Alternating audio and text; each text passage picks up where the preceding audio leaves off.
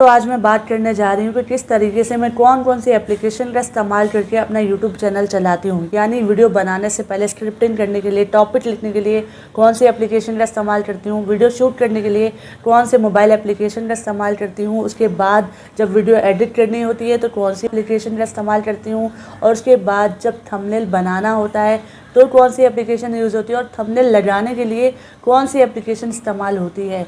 बिल्कुल बेसिक से चलेंगे ताकि हर एक बंदे को हर एक चीज़ समझ में आ जाए और बिल्कुल आसानी के साथ आप यूट्यूब को सीख सके। कोई भी ऐसा सवाल ना हो, कोई भी ऐसी चीज़ ना हो जो बाकी रह जाए। इसलिए पूरी चीज़ तरतीब से आपको बताने वाली हूँ, शुरुआत से बताने वाली हूँ, ज़ीरो से बताने वाली हूँ। तो दोस्तों, हम यूट्यूबर्स क्या होते हैं, क्रिएटिव माइंड होते हैं। यानी कभी भी हमारे दिमाग में आइडिया आ सकता है कि ये वाला टॉपिक जो है हमारे यूट्यूब चैनल पे ज़रूर चलेगा।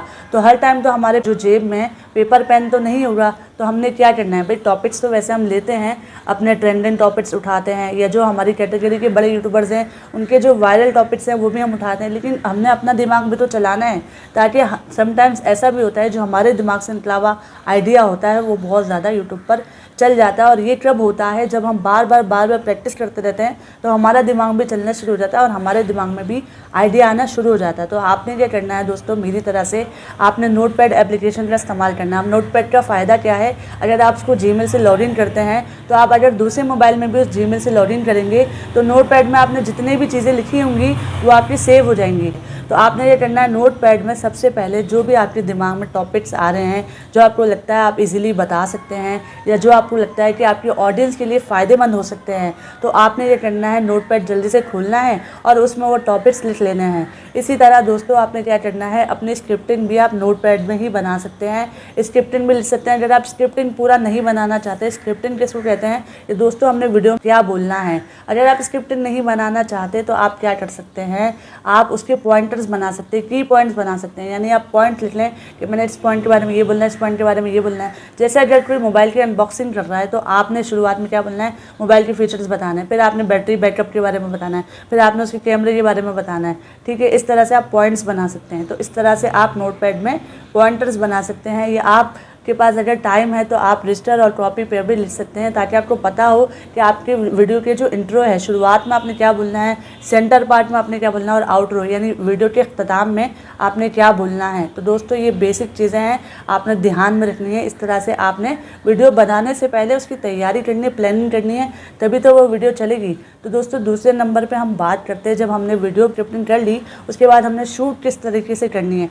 दोस्तों, आपके पास कोई सा भी मोबाइल हो, कैमरा हो या ना हो, लैपटॉप हो या ना हो, आपके पास कोई भी सिंपल सा मोबाइल है, अगर आपका उसके कैमरे का रिजल्ट इतना अच्छा नहीं है कि आपकी साफ़ सुथरी पिक्चर आ जाती है, तो आपने क्या करना है, प्ले स्टोर में जाकर ओपन कैमरा एप्लीकेशन है, बहुत ही आसानी के साथ हो जाती है, उसको आपने इंस्टॉल कर लेना है। उससे फ़ायदा क्या होगा, उससे फ़ायदा ये होगा कि एक्सटर्नल माइक को भी वो सपोर्ट करती है। यानी जो भी माइक होता है ना, जिस तरह से मैंने भी माइक लगाया हुआ है, उसकी वायर मैं आपको दिखा देती हूँ।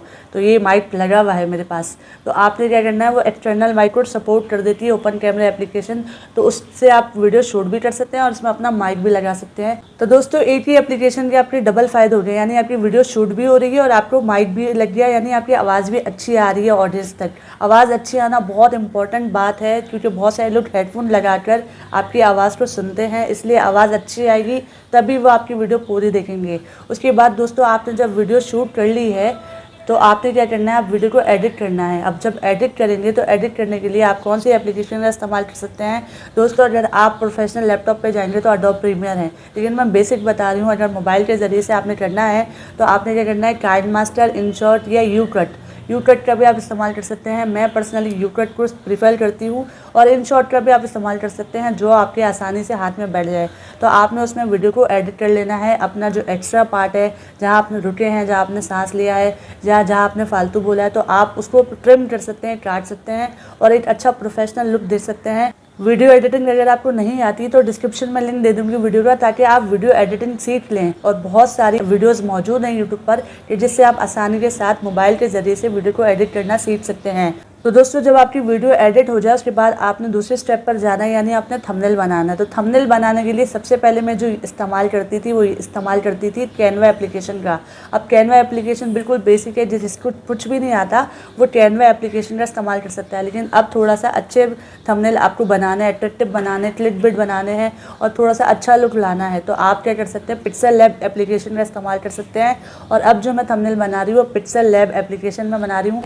मैंने अपने थंबनेल को काफ़ी इम्प्रूव किया है। तो पिक्सेल लैब एप्लीकेशन में आप एक अच्छा और एक प्रोफेशनल थंबनेल बना सकते हैं, जो कि आजकल के दौर में चल रहा है। बहुत की अच्छी उसमें आप लुक ला सकते हैं, शेडो लगा सकते हैं, स्टॉर्ट कर सकते हैं और पूरा तरीका उसका भी मैंने सिखाया हुआ है। आपको डिस्क्रिप्शन में लिंक दूंगी इंशाल्लाह, ताकि आप सारी चीज़ें सीख लें।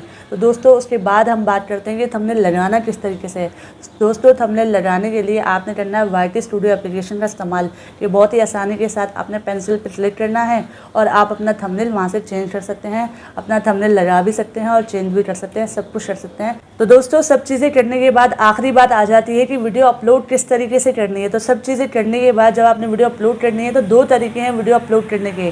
यानी आप यूट्यूब की एप्लीकेशन में जाके प्लस का साइन है वहाँ जाके वीडियो अपलोड कर सकते हैं, या आप गूगल क्रोम में जाकर वीडियो अपलोड कर सकते हैं। यानी ytstudio.com खोल के अपना चैनल खोल के क्रोम पर और डेस्कटॉप साइड मोड पर करके और उसमें जाकर आप अपनी वीडियो को अपलोड कर सकते हैं। तो दोस्तों बेहतर तरीका यही है कि आप गूगल क्रोम में जाकर अपनी वीडियो अपलोड करें, क्योंकि उसमें आपको ऑप्शन ज़्यादा मिलते हैं। आप बहुत सारी चीज़ें यूट्यूब की लगा सकते हैं, एंड स्क्रीन लगा सकते हैं, आई कार्ड लगा सकते हैं, टैग्स लगा सकते हैं, बहुत सारी चीज़ें आपको और मिल जाती हैं जो आप पूरी अच्छी तरीके से एक प्रोफेशनल वीडियो को अपलोड कर सकते हैं। तो आप गूगल क्रोम के ज़रिए से अपनी वीडियो अपलोड करें, वही एक अच्छा तरीका है। तो दोस्तों ये थी सारी एप्लीकेशन, ये था सारा तरीका। आने वाली वीडियो में आपको इससे आगे का प्रोसेस बताऊंगी कि किस तरह से आपने करना है। इसलिए अगर आप चैनल पर फर्स्ट टाइम आए तो चैनल को सब्सक्राइब कर दीजिए, बेल आइकन ऑल पे दबा दीजिए, क्योंकि मैं आपको कंप्लीट पूरा बताने वाली हूँ A to Z कि किस तरह से आप YouTube से घर बैठे बैठे पैसे कमा सकते हैं, किस तरह से आप YouTube को सीख सकते हैं। तो अपना ढेर सारा ख्याल रखिएगा, फिर मिलेंगे किसी नेक्स्ट वीडियो में। जब तक के लिए अल्लाह हाफ़िज़।